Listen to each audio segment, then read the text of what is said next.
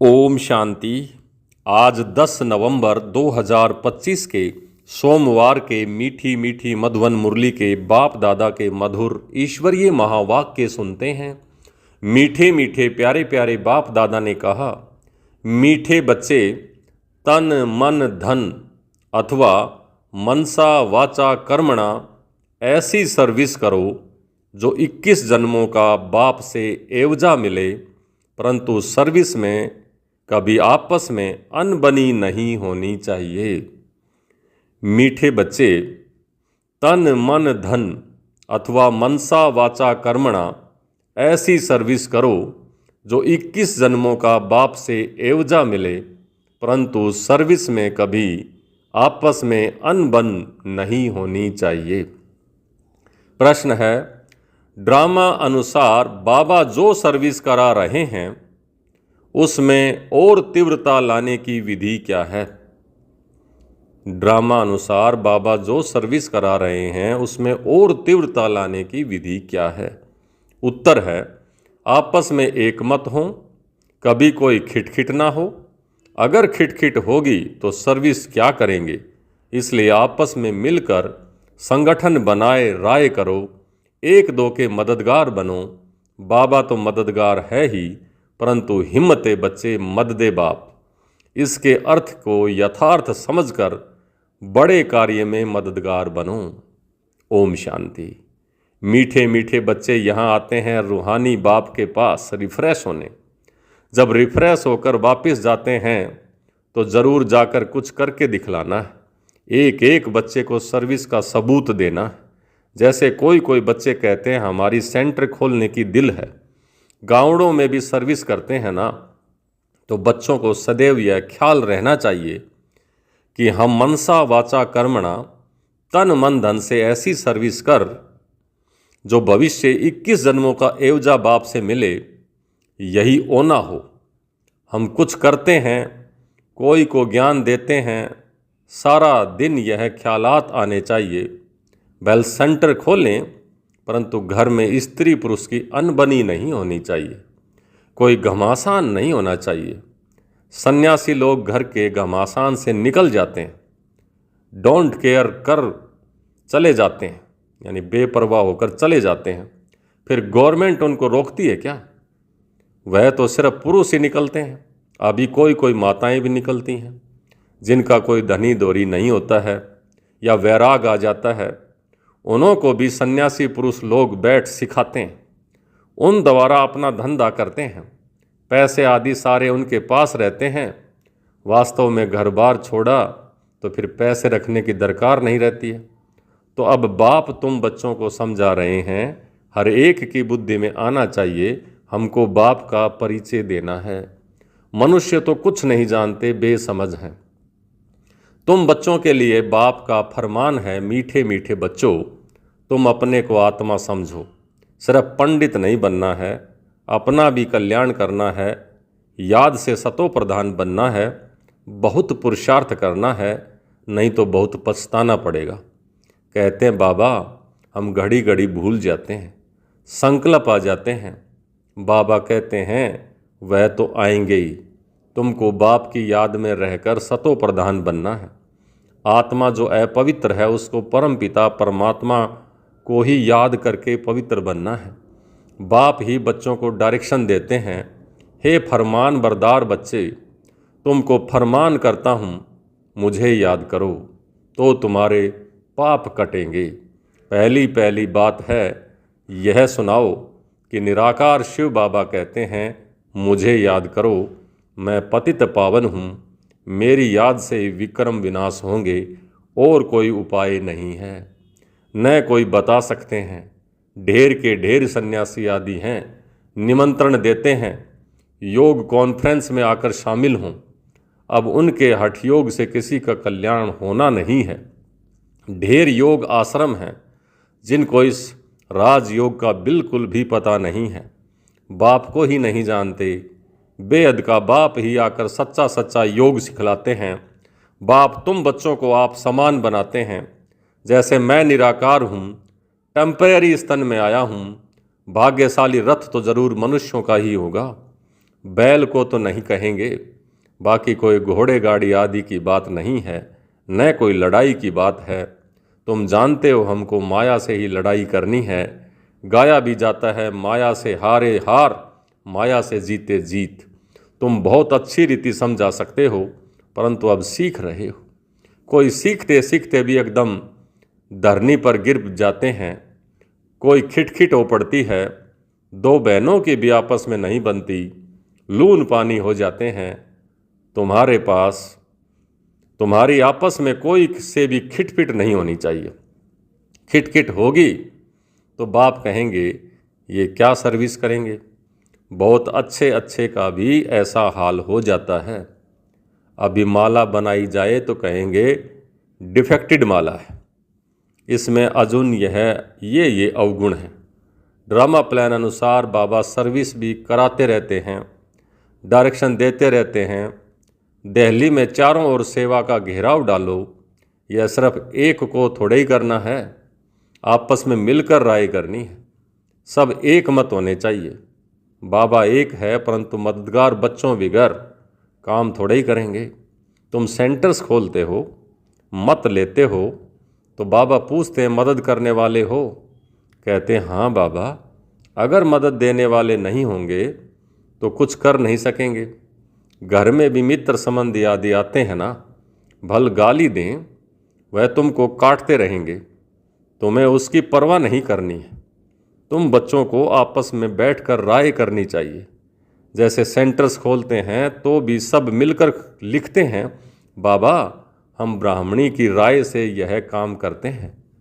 सिंधी भाषा में कहते हैं बत 12, यानी एक साथ दो मिलने से 12 हो जाते हैं। एक और दो साथ रखने से 12 होंगे ना, तो और ही अच्छी राय निकलेगी। कहाँ कहाँ एक दो से राय नहीं लेते हैं। अब ऐसे कोई काम हो सकता है क्या? बाबा कहेंगे जब तक तुम्हारा आपस में संगठन ही नहीं तो तुम इतना बड़ा कार्य कैसे कर सकेंगे। छोटी दुकान बड़ी दुकान भी होती हैं, आपस में मिलकर संगठन करते हैं। ऐसे कोई नहीं कहते कि बाबा आप मदद करो, पहले तो मददगार बनाने चाहिए। फिर बाबा कहते हैं हिम्मते बच्चे मद दे बाप, पहले तो अपने मददगार बनाओ। बाबा हम इतना करते हैं, बाकी आप मदद दो। ऐसे नहीं कि पहले आप मदद करो। हिम्मते मर्दा मद दे खुदा कहा जाता है, उनका भी अर्थ नहीं समझते मनुष्य। पहले तो बच्चों की हिम्मत चाहिए। कौन कौन क्या मदद देते हैं, पोता मेल सारा लिखेंगे, फलाने फलाने यह मदद देते हैं, कायदे सिर लिख कर देंगे। बाकी ऐसे थोड़ी कि एक एक कहेंगे, एक एक को कहेंगे कि हम सेंटर खोलते हैं मदद दो। ऐसे तो बाबा नहीं खोल सकता है। ऐसे बाबा मांग मांग करके क्या बाबा नहीं खोल सकता? लेकिन ऐसे तो हो नहीं सकता। कमेटी को आपस में मिलना होता है। तुम्हारे में भी नंबरवार है ना। कोई तो बिल्कुल कुछ भी नहीं समझते, कोई बहुत हर्षित होते रहते हैं। बाबा तो समझाते हैं इस ज्ञान में बहुत खुशी रहनी चाहिए। एक ही बाप टीचर गुरु मिलता है तो खुशी होनी चाहिए ना। दुनिया में यह बातें कोई नहीं जानते। शिव बाबा ही ज्ञान का सागर है, पतित पावन है, सबका सदगति दाता है, सबका फादर भी एक है। यह और कोई की बुद्धि में नहीं है। अभी तुम बच्चे जानते हो, वही नॉलेजफुल है, लिबरेटर और गाइड है। तो बाप की मत पर चलना पड़े, आपस में मिलकर राय करनी है और खर्चा करना है। एक की मत पर तो नहीं चल सकते। मददगार सब चाहिए, यह भी बुद्धि चाहिए ना। तुम बच्चों को घर घर में मैसेज देना है। पूछते हैं शादी में निमंत्रण मिलता है बाबा जाएं? बाबा कहते क्यों नहीं जाओ, भले ही जाओ। जाकर अपनी सर्विस करो, बहुतों का कल्याण करो, भाषण भी कर सकते हो। मौत सामने खड़ा है, बाप कहते हैं मामेकम याद करो। यहाँ सब पाप आत्माएं हैं, बाप को ही गाली देते रहते हैं, बाप से तुमको बेमुख कर देते हैं। गायन भी है विनाश काले विपरीत बुद्धि। ये किसने कहा? बाप ने खुद कहा है। मेरे से प्रीत बुद्धि नहीं है, तो विनाश काले विपरीत बुद्धि हैं। मुझे जानते ही नहीं, जिनकी प्रीत बुद्धि है, जो मुझे याद करते हैं वही विजय पाएंगे। भल प्रीत है परंतु याद नहीं करते हैं तो भी कम पद पा लेंगे। बाप बच्चों को डायरेक्शन देते हैं, मूल बात है सबको मैसेज देना है कि बाप को याद करो तो पावन बन जाएंगे, पावन दुनिया का मालिक बनेंगे। ड्रामा अनुसार बाबा को लेना भी बूढ़ा शरीर ही पड़ता है। वानप्रस्थ में प्रवेश करते हैं। मनुष्य वानप्रस्थ अवस्था में ही भगवान से मिलने के लिए मेहनत करते हैं। भक्ति में तो समझते हैं जप तप आदि करना यह सब भगवान से मिलने के रास्ते हैं, परंतु नहीं, कब मिलेगा यह कुछ भी पता नहीं। जन्म जन्मांतर भक्ति करते आए, भगवान तो कोई को मिलता नहीं। यह नहीं समझते कि बाबा आएंगे ही तब जब पुरानी दुनिया को नया बनाना होगा। रचयिता बाप ही है, चित्र तो हैं परंतु त्रिमूर्ति में शिव को नहीं दिखाते हैं। शिव बाबा बिगर ब्रह्मा विष्णु शंकर दिखाए हैं जैसे गला कटा हुआ है, सिर है ही नहीं।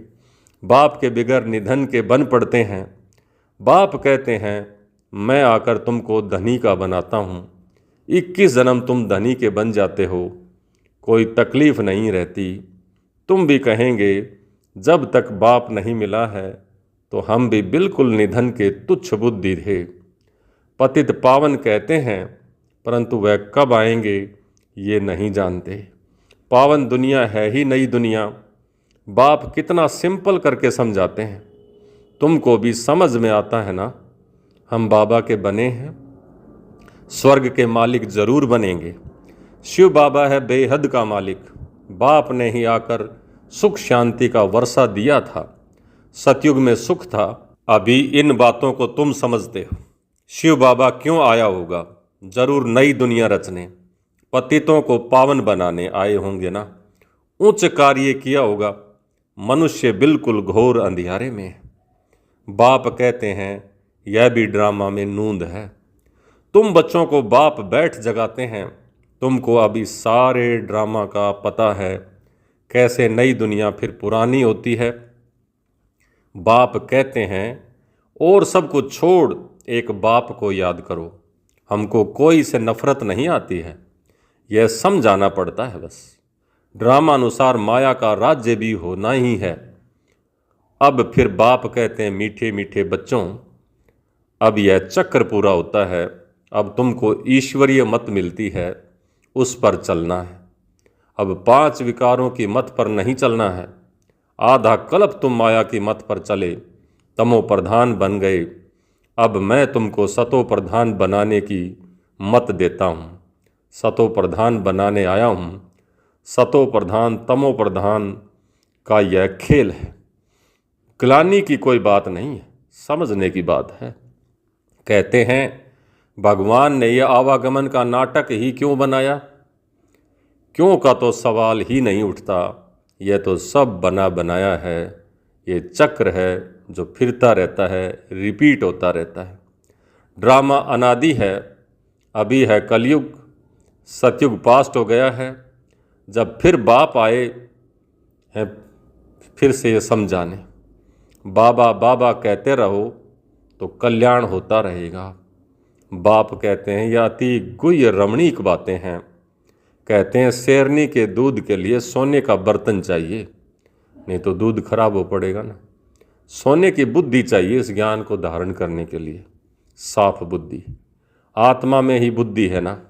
आत्मा कहती है मेरी बुद्धि अब बाबा की तरफ है। मैं बाबा को बहुत याद करता हूँ। बैठे बैठे बुद्धि और तरफ चली जाती है ना। बुद्धि में धंधा धोरी याद आता रहेगा तो तुम्हारी बात जैसे सुनेंगे नहीं। इसमें मेहनत है। जितना जितना मौत नज़दीक आता जाएगा तुम याद में बहुत रहेंगे। मरते समय सब कहते हैं ना भगवान को याद करो। अब बाप खुद कहते हैं मुझे याद करो। तुम सब की वानप्रस्थ अवस्था है, यानी परम धाम वाणी से परे जाने का समय है, वापिस जाना है। इसलिए अब मुझे याद करो, दूसरी कोई बात नहीं सुनो। जन्म जन्मांतर के पापों का बोझ तुम्हारे सिर पर है। शिव बाबा कहते हैं इस समय सब अजामिल हैं। मूल बात है याद की यात्रा जिससे तुम पावन बनेंगे। फिर आपस में प्रेम भी होना चाहिए, एक दो से राय लेनी चाहिए। बाप प्यार का सागर है ना, तो तुम भी आपस में बहुत प्यारे होने चाहिए। देही अभिमानी बन बाप को याद करना है। बहन भाई का संबंध भी तोड़ना पड़ता है। भाई बहन से भी योग नहीं रखो, एक बाप से ही योग रखो। बाप आत्माओं को कहते हैं मुझे याद करो तो तुम्हारे विकारी दृष्टि खलास हो जाए। कर्मेंद्रियों से कोई विक्रम नहीं करना चाहिए। मनसा में तूफान जरूर आएंगे, यह बड़ी मंजिल है। बाबा कहते हैं देखो कर्मेंद्रियां धोखा देती हैं तो खबरदार हो जाओ। अगर उल्टा काम कर लिया तो फिर खलास। चढ़े तो चाखे बैकुंठ रस, गिरे तो चकनाचूर। इस ज्ञान में जितना चढ़ते जाएंगे तो बैकुंठ में ऊंचा पद पाएंगे, विकारों में गिरेंगे तो ज्ञान से चकनाचूर हो जाएंगे, पद से चकनाचूर हो जाएंगे। तो बैकुंठ का मालिक मेहनत के सिवाय थोड़े ही कुछ हो सकता है। बहुत मेहनत है। दे सहित दे के सब संबंधों को भूल मुझे याद करो। कोई कोई को तो बंधन नहीं है तो भी फंसे रहते हैं, बाप की सिरमत पर नहीं चलते हैं। लाख दो हैं भल बड़ा कुटुंब है तो भी बाबा कहेंगे जास्ती धंधे आदि में नहीं फंसो। अगर परिवार निर्वाह के लिए पैसा है तो फिर ज़्यादा धंधों में फंसने की ज़रूरत नहीं है। अपना रोटी टुक्कड़ खाओ और बाबा को याद करो। वानप्रस्थी बन जाओ, खर्चा आदि कम कर लो। गरीब लोग कितना साधारण चलते हैं, अभी क्या क्या चीज़ें निकली हैं बात मत पूछो। खर्चा ही खर्चा। साहूकारों का चलता है कितने साधन हैं तो उन पे खर्चा ही खर्चा करते रहते हैं। नहीं तो पेट को क्या चाहिए, एक पाव आटा बस। तो इसलिए बाप कहता है अब ज़्यादा इच्छाएं ना रखो और सीमित इच्छा रख करके शरीर निर्वार्थ कर्म करते हुए बाप को याद करो। अच्छा मीठे मीठे सिक लिदे बच्चों प्रति माता पिता बाप दादा का याद प्यार और गुड मॉर्निंग। रूहानी बाप की रूहानी बच्चों को नमस्ते। हम रूहानी बच्चों की रूहानी बाप दादा को याद प्यार, गुड मॉर्निंग और नमस्ते। धारणा के लिए मुख्य सार। पहला, आपस में बहुत बहुत प्यारे बनना है, लेकिन भाई बहन से योग नहीं रखना है। कर्मेंद्रियों से कोई भी विकर्म नहीं करना है। दूसरा, एक ईश्वरीय मत पर चलकर सतो प्रधान बनना है। माया की मत छोड़ देनी है। आपस में संगठन मजबूत करना है। एक दो के मददगार बनना है। आज का वरदान, लक्ष्य के प्रमाण लक्षण के बैलेंस की कला द्वारा चढ़ती कला का अनुभव करने वाले बाप समान संपन्न भवै। लक्ष्य के प्रमाण लक्षण के बैलेंस की कला द्वारा चढ़ती कला का अनुभव करने वाले बाप समान संपन्न भवै। बच्चों में विश्व कल्याण की कामना भी है तो बाप समान बनने की श्रेष्ठ इच्छा भी है, लेकिन लक्ष्य के प्रमाण जो लक्षण स्वयं को व सर्व को दिखाई दे उसमें अंतर है। इसलिए बैलेंस करने की कला से अब चढ़ती कला में लाकर इस अंतर को मिटाओ। संकल्प है लेकिन दृढ़ता संपन्न संकल्प हो। संकल्प तो है लेकिन उसमें संकल्प में दृढ़ता हो, दृढ़ता संपन्न संकल्प हो, तब बाप समान संपन्न बनने का वरदान प्राप्त हो जाएगा।